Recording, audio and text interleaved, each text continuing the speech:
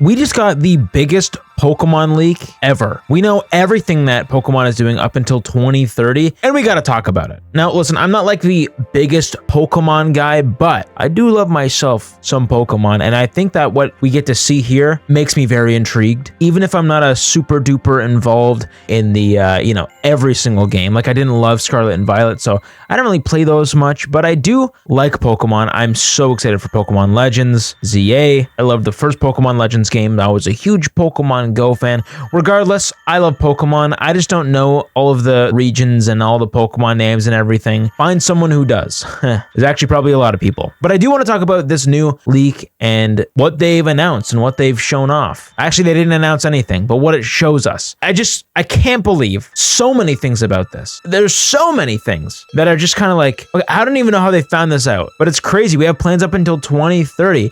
And let's just get some of them out of the way. Like in 2026, there is the next generation of Pokemon, the next mainline game, Generation 10, which is called Pokemon Winds and Pokemon Waves. Now, apparently, based on last year's leak, this was supposed to come out this year, but now they've moved it to 2026, which is, that's fine. That's good. They can put some more development time into this, which they clearly have done with Pokemon Legends ZA. They usually release games every 2 or 3 years. Now they've pushed everything back a year so that they can have a little bit more of that polish. At least that's from what I understand. Anyways, yes, Pokemon Winds and Pokemon Waves is the next generation of Pokemon, and they're doing some crazy things with this game from what we know so far. So let's go over them. Some details in this leak say that the theme of this game is infinity, and it takes place on a chain of islands inspired by Southeast Asia. This infinity theme is mainly because apparently a lot of the map in this game is going to be procedurally generated, which is the very first time we've seen something like this in a mainline Pokemon game, or really any Pokemon game. And I think this has got a little bit of the community a little bit riled up, or a little concerned maybe for this mechanic, like how in the world would procedurally generated maps work in a Pokemon game. That makes it even more random. So we'll see if that keeps going. Now, I should preface that everything here was leaked from a document back in 2020. So they've had 5 years to change things up, and you'll often see that with these leaks, Pokemon do change a lot of these gameplay features and stuff like that in the last year or two. So not everything is confirmed, but we can probably say that, most of the timeline is pretty well locked in. So we know, like, almost guaranteed. Obviously for next year, the 30th anniversary of Pokemon, and of course, based on history of game releases, yes, Pokemon Winds and Waves will release in 2026. But yes, this is also apparently involving lots of dense jungles, coral reefs, multiple islands, and both surface and underwater exploration, which I have no idea how that would work. Like, it's kind of crazy. Then there's also new legendary Pokemon and this new seed mechanic. There are 2 regular legendaries, just like normal, tied to the wind and waves. One is associated with storm/wind, and other with waves/ocean. Who could have seen that coming? Each legendary lives in an isolated island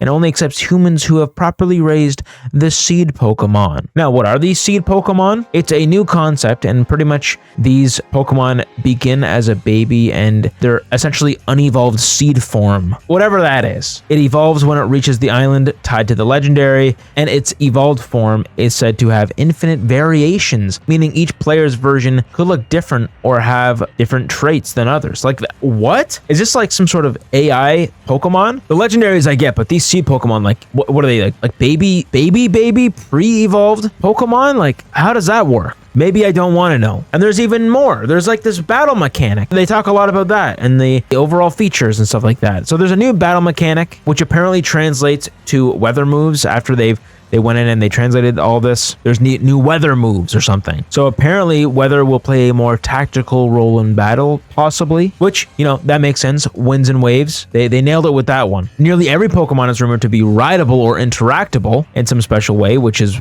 kind of crazy. I've already touched on procedural generated islands and stuff like that, but I'll read this again. The islands, layouts, or habitats may be procedurally generated or varied by a player, and how you raise a seed Pokemon might influence island generation or world state. Crazy. Apparently there's going to be 18 gyms, MMO raid battles, Pokemon rescue missions, boss Pokemon survival gameplay elements in wilderness zones, and of course, like I said, diving in underwater exploration. One of these systems that really piques my interest first and they showed a leak on screen. I should also say, I can't show these leaks. Nintendo will instantly take down my entire video, so I can't show these leaks. I want to, but I will link the leaks in the description. I'll link Central Leaks, which is where we're getting all of these, right in the description, if you do want to check them out as I'm kind of talking about it, because it shows a lot of crazy things. But yeah, there's going to be this new graphics engine which will enhance the art style overall and make it look a lot better. And apparently that's even better because, you know, this is supposedly just going to be on the Nintendo Switch 2. Now, these leaks also show a lot of the new graphics elements and the new graphics engine, and it looks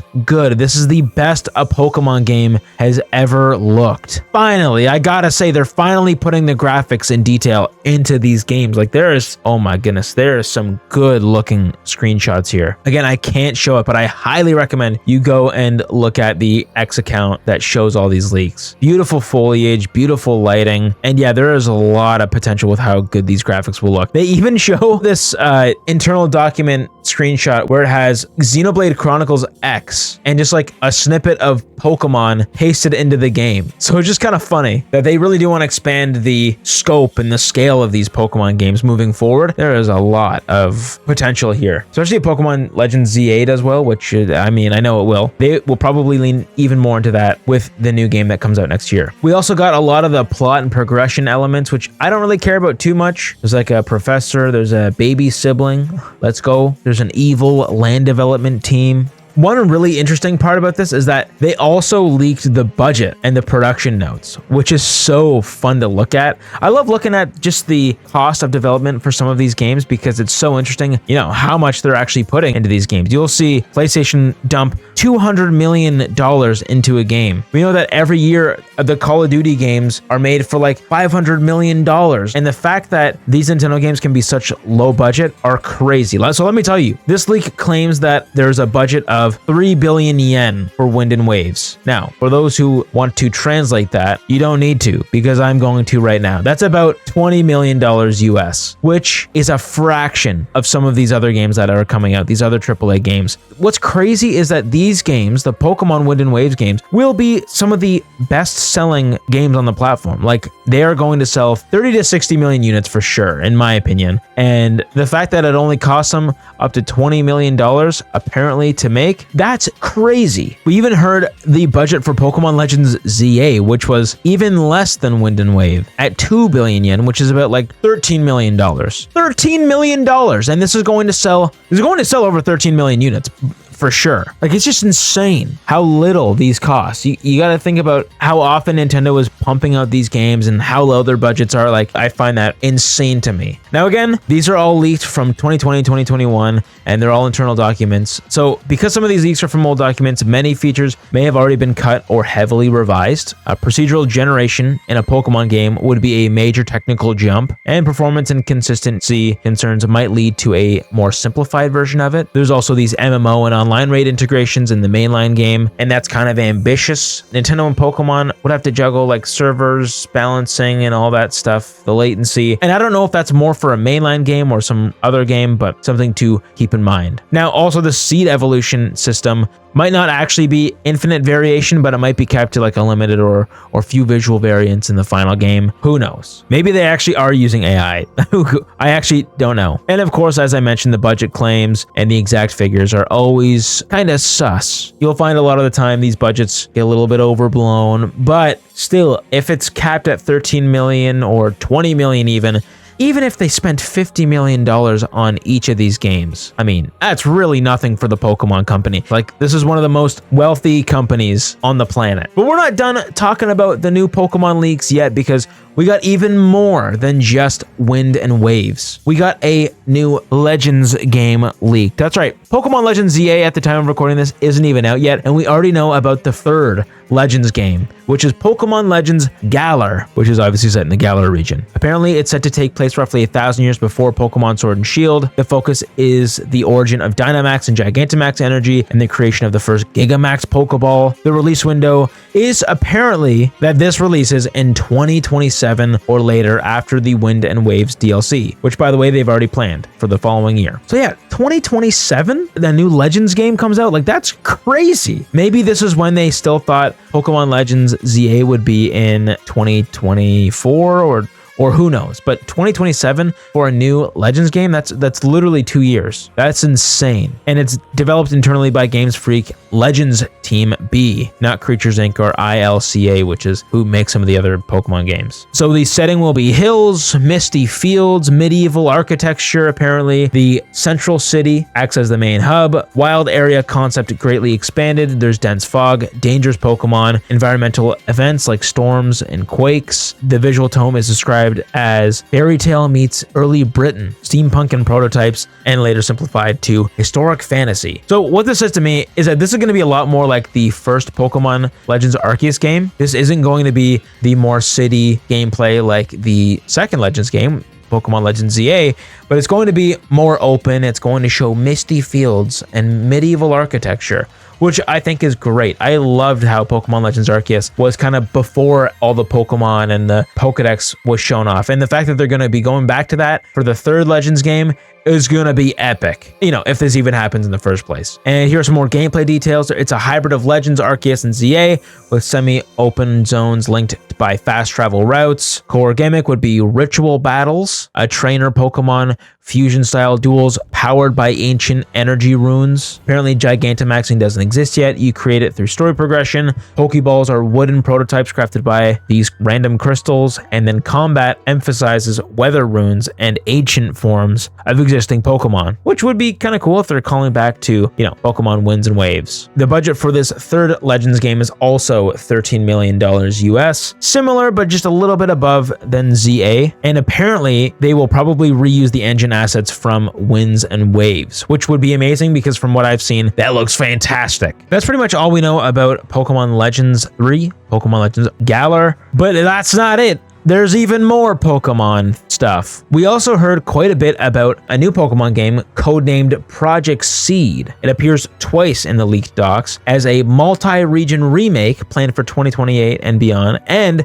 as the next-gen online prototype, and which is intended to bridge classic regions. So there's not just one, multiple regions in one game. So like Sinnoh, Hoenn, whatever, all in one connected world. Early slides show a walking path across regions, no hard load screens, continuous terrain streaming. Each region is scaled down for balance and performance, and it's speculated the engine name is called Pokemon Engine Y, which is another engine that is above the Engine X from Gen 10. Okay, this is getting kind of complex, but let me get back into the more plausible stuff, like the gameplay and concepts. This is a 8-player shared world online co-op game. There would be seasonal events, a home base, cross-region Pokedex for all forms of Pokemon. The prototype uses cloud saving and server instancing, similar to Monster Hunter lobbies. There's a Seed Online test planned internally as a PC/Switch 2 cross-platform beta, so that would probably mean that this is going to be on mobile or PC as well. And the assets in the dock date to 2022 to 2023 when Nintendo began Switch 2 online testing. Crazy. So bizarre that I'm even hearing about this right now. There is also no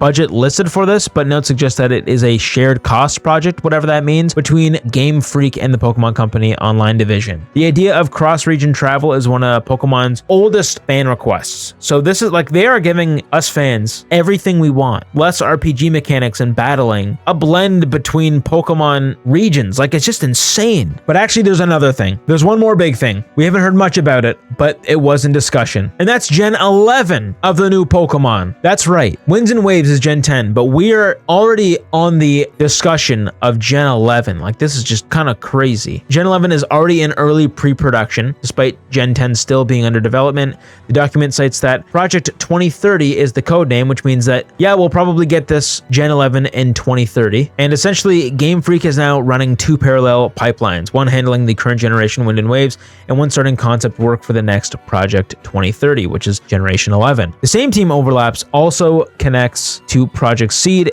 hitting that the technological development for that will carry forward. These are extremely early, but reportedly come from the same deck and outline Wind and Waves and Legends Galar, and internal slides listed several thematic keywords for Gen 11, saying Galar, cycle, evolution of the world, inheritance, and harmony. The working premise, as described by translated notes, is Pokemon Galar explores the birth and death of worlds, a story where the world itself evolves alongside Pokemon. And these are just essentially brainstorming docs for the Generation 11. Again, this is pre-production. So much of this can change. So apparently this is going to be the largest scale project that Pokemon Company has ever done, with early target budgets between 4.5 and 5 billion yen, which is about 30 to 33 million dollars USD, which that's definitely the biggest project we've ever seen. Notes reference Nintendo's next generation hardware ecosystem, the Nintendo Switch 2 successors possibly. So this could be their first full gen title built exclusively for the next generation console. That's right, we're already off the Switch 2. We're on the Switch 3 now at this point. And then the long-term engine, Pokemon Engine Z,